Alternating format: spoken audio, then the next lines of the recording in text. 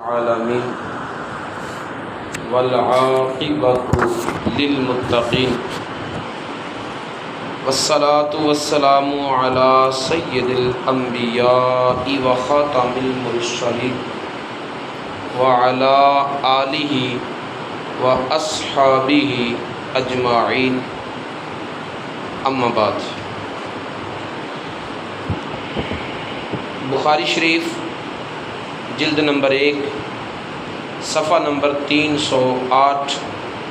کتاب الوکالت میں حضرت ابو ہریرہ رضی اللہ تعالی عنہ اور حضرت ابو سعید الخدری رضی اللہ تعالی عنہ دونوں صحابیوں سے روایت ہے، ان رسول اللہ صلی اللہ تعالی علیہ وسلم استعمل رجلا علی خیبر فجاءہم بتمر جنیب۔ نبی پاک صلی اللہ تعالیٰ علیہ وسلم نے ایک آدمی کو عامل بنا کر خیبر کی طرف روانہ کیا کہ تو خیبر والوں سے ان کے ذمے جو جزیہ ٹیکس لاگو ہے وہ وصول کر کے ہمارے پاس لاؤ۔ جب وہ واپس آیا تو وہ ساری کی ساری عمدہ کھجوریں لے کر نبی پاک صلی اللہ علیہ وسلم کی بارگاہ میں حاضر ہوا۔ قال اکل تمر خیبر ہکذا، نبی پاک صلی اللہ علیہ وسلم نے ارشاد فرمایا، کیا خیبر کی ساری کھجوریں ایسی ہیں جیسی تو لے کر آیا ہے؟ سوال کرنے کا مطلب یہ تھا کہ کچھ باغوں کی کھجوریں اتنی عمدہ نہیں ہوں گی، عمدگی کے اعتبار سے کم درجے کی ہوں گی، ردی ہوں گی، گھٹیا ہوں گی، تو جن کے باغات کا پھل ناقص تھا ان سے بھی تو نے عمدہ کھجوریں وصول کی۔ سوال کا مطلب یہ تھا عامل کی اس طرف توجہ دلانا کہ کہیں تو نے اہل خیبر سے جزیہ وصول کرتے ہوئے ان پر ظلم تو نہیں کیا۔ اور خیبر میں رہنے والے کون تھے؟ یہودی۔ یہودیوں کے ساتھ لین دین ایک طے ہو گیا تو رسول اللہ صلی اللہ علیہ وسلم ان کی طرف جس کو عامل بنا کر بھیجے اس کا بھی محاسبہ کرے کہ کہیں تو نے ان پر ظلم تو نہیں کیا، تو پھر اندازہ کرے کہ اسلام انصاف کی کن بنیادوں پر کھڑا ہے، اسلام انصاف کا کیسا نمونہ پیش کرتا ہے۔ فرمایا ساری کھجوریں خیبر کی ایسی تھی۔ اب اسے حساب جواب میں بتانا پڑا کہ یہ ساری عمدہ کھجوریں میں کیسے لے کر آیا ہوں، جبکہ ان باغات میں تو کچھ ردی کھجوریں بھی ہیں۔ قال، اس شخص نے جواباً کہا، انا لنأخذ الصاع بالصاعین والصاعین بالثلاثہ، ساری کھجوریں عمدہ نہیں تھیں، جن لوگوں کے باغات میں گھٹیا کھجوریں تھیں ہم نے ان سے گھٹیا ہی لی ہیں، لیکن پھر گھٹیا لے کر آپ کے پاس نہیں آئے بلکہ وہاں ہم نے تجارت کر لی، 2 صاع گھٹیا کھجوروں کے دے کر 1 صاع عمدہ کھجوروں کا لے لیا، 3 صاع گھٹیا ردی کھجوروں کا دے کر 2 صاع عمدہ کھجوروں کے لے لیے۔ تو اس طرح ہم نے رد و بدل کر کے تجارت کر کے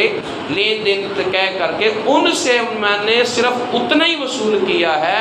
جتنا ان کے ذمہ لاگو تھا، اور وہی وصول کیا ہے جو ان کے ذمہ لاگو تھا۔ کسی کو ہم نے تنگ نہیں کیا، کسی پر ہم نے ظلم نہیں کیا۔ ہاں، جب سارا جزیہ ٹیکس اکٹھا ہو گیا تو پھر گھٹیا کھجوریں یہاں مدینہ میں لانے کی بجائے وہاں ہم نے منڈی میں تجارت کر لی، گھٹیا بیچ دی، عمدہ لے لی، تاکہ آپ کی بارگاہ میں اچھی اور عمدہ کھجوریں لے کر حاضر ہوں۔ جب رسول اللہ صلی اللہ علیہ وسلم نے ان کا یہ جواب سنا تو رسول اللہ صلی اللہ علیہ وسلم نے فرمایا لا تفعل، یہ کام تم نے ٹھیک نہیں کیا، آئندہ یہ کام نہ کرنا کہ 2 صاع کھجوریں دو اور 1 صاع کھجوریں لو، 3 سا کھجوریں دو اور 2 سا کھجوریں دو۔ جب جنس ایک ہو تو لین دین کرتے ہوئے تھوڑی سی بھی کمی بیشی ہوگی تو وہ سود کے زمرے میں آئے گی، جو ناپ تول میں آتی ہے۔ جو ناپ تول میں نہیں آتی وہ پھر کسی گنتی میں بھی نہیں آتی۔ تو فرمایا ایسے نہ کرو۔ تو کیسے کریں؟ کیا گھٹیا کھجور ہی لے آیا کریں؟ فرمایا نہیں، اس کا طریقہ یہ ہے بالجمع بالدراہم، تم اپنی ساری ردی کھجوریں درہموں کے بدلے میں بیچ دو، سستی بک جائیں گی نا، تو پیسوں سے بیچو اور ان پیسوں سے پھر عمدہ کھجوریں خرید لو۔ اس طرح سود نہیں بنے گا۔ جب جنس بدل جائے گی تو اس طرح سود نہیں بنے گا، اور اگر کھجوریں دے کر کھجوریں ہی لی جائیں تو یہ سود کی شکل بنتی ہے۔ لہذا ایسے تجارت نہ کرو، بلکہ اس طرح کرو کہ جو تمہارے پاس ہے اسے بیچ دو، پیسے لے لو، جو پیسے ملے ان پیسوں کا پھر تم دوسری جنس جو ہے وہی جنس جو ہے وہ عمدہ قسم کی وہ خرید لو، یوں کرو۔ امام بخاری علیہ رحمہ نے اس حدیث کو ذکر کر کے جو استدلال کیا ہے، جو مسئلہ بیان کیا ہے، وہ باب کا عنوان ہے۔ فرمایا باب الوکالۃ فی الصرف والمیزان وقد وکل عمر بن عمر فی الصرف۔ وکالت جو ہے وہ ناپنے اور تولنے والی چیزوں میں بھی جائز ہے۔ ناپ تول کرنے والی چیزوں میں بھی وکالت جائز ہے کہ تو میری طرف سے ناپ دے، تو میری طرف سے تول دے، اور وہ جب وہ ناپ تول کرے گا تو وہ اصل مالک کی جانب سے ہی ناپ تول جو ہے وہ شمار کیا جائے گا۔ جب ہم کسی کو وکیل بنا کر کہہ دیں کہ میری طرف سے اتنی گندم تول دے، میری طرف سے اتنا کپڑا ناپ دے، اور وہ ناپ کر دے دے، فروخت کر دے، بعد میں یہ قیمت لیتے ہوئے کہے تو نے مجھے تھوڑی قیمت دی ہے، زیادہ قیمت بنتی تھی، ناپ تول کرنے والے نے کوئی کمی بیشی کی ہے، تو اس کو وکیل مقرر کس نے کیا تھا؟ لہذا یہ وکیل مقرر کرنے والا بندہ اعتراض نہیں کر سکتا۔ وکیل کا ناپ تول کرنا ایسے ہی شمار ہوگا جیسے اصل مالک کا ناپ تول کرنا۔ اس حدیث سے ایک مسئلہ اور بھی ثابت ہوتا ہے، اور وہ یہ کہ جس وقت اس عامل نے ردی کھجوریں بیچ کر عمدہ کھجوریں لی تھیں، اس وقت کوئی نبی پاک سے اجازت لی تھی کہ میں کیا ایسا کر سکتا ہوں کہ نہیں؟ اگر اجازت لی ہوتی تو رسول اللہ کا سوال ہی نہیں بنتا تھا کہ کیا خیبر والوں کی ساری کھجوریں ہی ایسی ہیں؟ خود تو اجازت دی کہ ردی کھجوریں دے دینا اور عمدہ کھجوریں لے آنا، اس نے یہ اجازت نہیں دی تھی، لی نہیں تھی رسول اللہ صلی اللہ علیہ وسلم سے، اپنی مرضی سے ایک ایسا کام کیا جو کہ فائدہ مند تھا، اور نبی پاک صلی اللہ علیہ وسلم نے اس عمل کو برا نہیں کہا کہ تو نے ردی دے کر عمدہ کیوں لی، میں نے تجھے صرف وکیل بنایا تھا ان سے جزیہ وصول کرنے کے لیے، جنسوں کا تبادلہ کرنے کے لیے، خرید و فروخت کرنے کے لیے، تو تجھے وکیل بنایا ہی نہیں تھا، تو یہ آپ ایکسٹرا کام اپنے آپ ہی کرتا رہا۔ رسول اللہ نے یہ اعتراض اس پر نہیں کیا، اور اس بات سے بھی اس نے اس کو منع نہیں کیا کہ ایسا تجھے نہیں کرنا چاہیے تھا۔ ہاں اس سے منع کیا کہ کھجوریں خرید و فروخت کرتے ہوئے 1 سا 2 سا کے بدلے جو لیا ہے، یا 2 سا 3 سا کے بدلے جو لیے ہیں، یہ کام اچھا نہیں کیا، اس کی جگہ تو یوں کر لیتا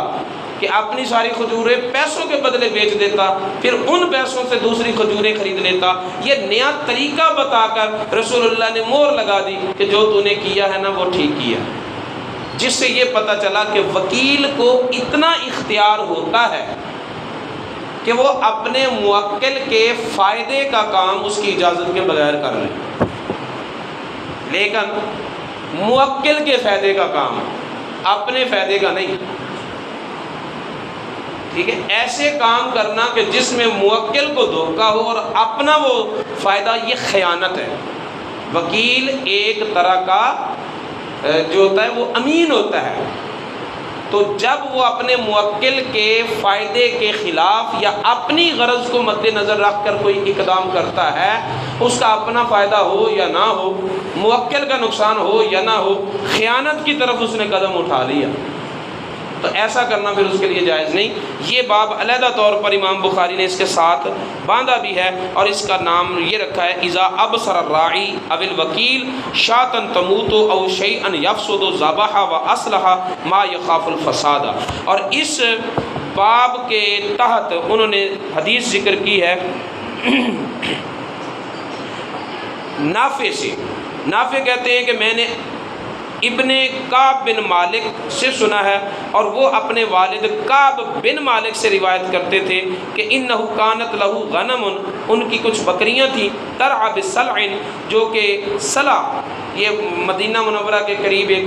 پہاڑ کا نام ہے، اس کے دامن میں وہ بکریاں چرا کرتی تھیں۔ فابصرت جاریۃ لنا بشأۃ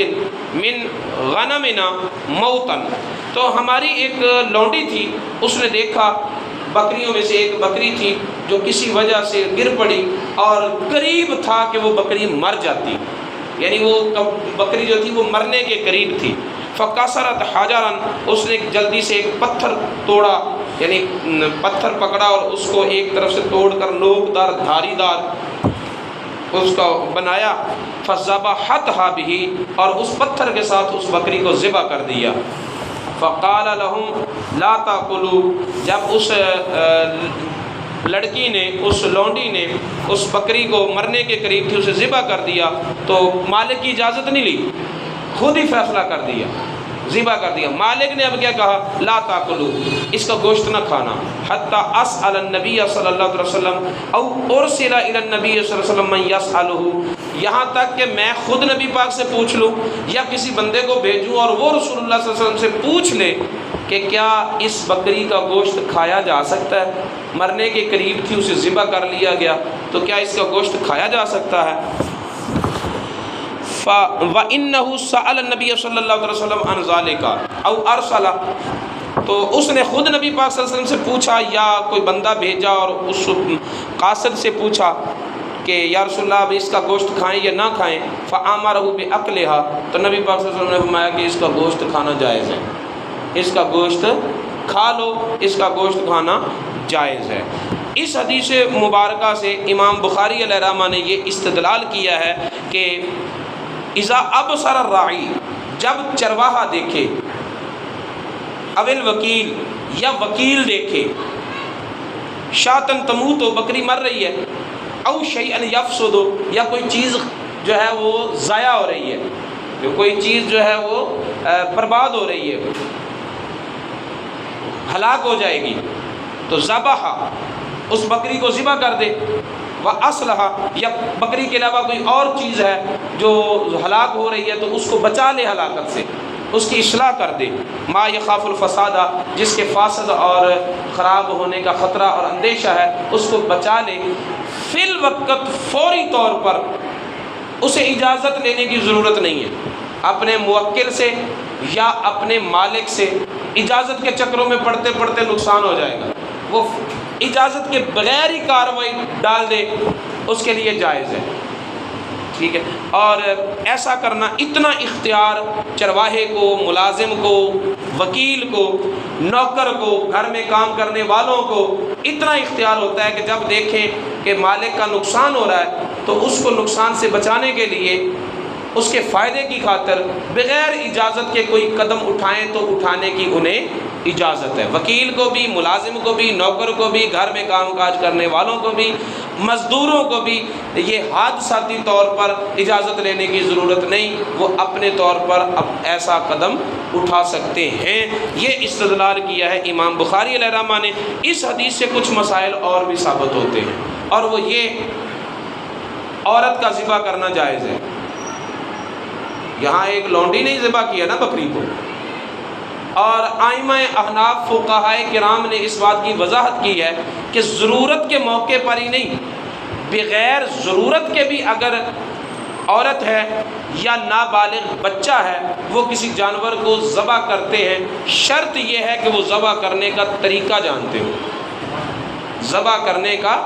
طریقہ جانتے ہوں، تکبیر پڑھنا جانتے ہوں، اگر انہیں یہ طریقہ آتا ہے تو عورت کا بچے کا ذبح کرنا جائز ہے اور اس ذبیحے کو کھانا بھی جائز ہے۔ دوسرا مسئلہ اس سے یہ معلوم ہوا کہ اگر کوئی جانور قریب الموت ہو، مرنے سے پہلے اسے ذبح کر لیا جائے تو اس کا گوشت کھانا جائز ہے، ناجائز نہیں ہے؟ اس کا گوشت کھانا جائز ہے، ناجائز نہیں ہے، لیکن شرط یہ ہے کہ کنفرم ہو کہ اس کو زندہ چھری پھیری گئی ہے، شک کی بات نہ ہو کہ پتہ نہیں زندہ تھا یا مر گیا تھا۔ اگر بات شک میں پڑ گئی تو اب اس کا گوشت کھانا جائز نہیں ہے۔ اگر یقیناً ہو کہ اس کے وجود میں حرکت ہے،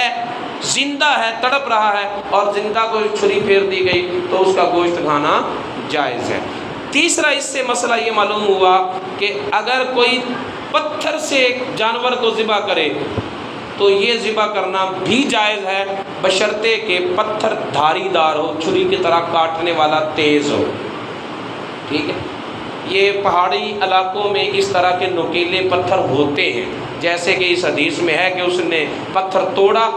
تو آخر وہ ذبح کرنے کے لائق ہوا تو اسے ذبح ہوا ہے نا، ذبح کرنے والا مرد نہیں ہے، ایک لونڈی ہے، لڑکی ہے، تو وہ پھر اتنی آسانی سے تو نہیں ہو سکتا اگر دھاری دار نہ ہو تو پتھر دھاری دار ہو تو دھاری دار پتھر سے ذبح کرنا جائز ہے۔ اور اس سے پھر وہ جو استدلال امام بخاری نے کیا ہے کہ ملازم ہو، وکیل ہو، نوکر ہو، گھر میں کام کرنے والا ہو، مزدور ہو، مالک کی اجازت کے بغیر اچانک اسے کوئی قدم اٹھانا پڑے تو وہ اس طرح کا قدم اٹھا سکتا ہے اور بغیر اجازت کے یہ کام کر سکتا ہے۔ حضرت عبید اللہ کہتے ہیں تعجبنی انہا امۃ و انہا ذبحت،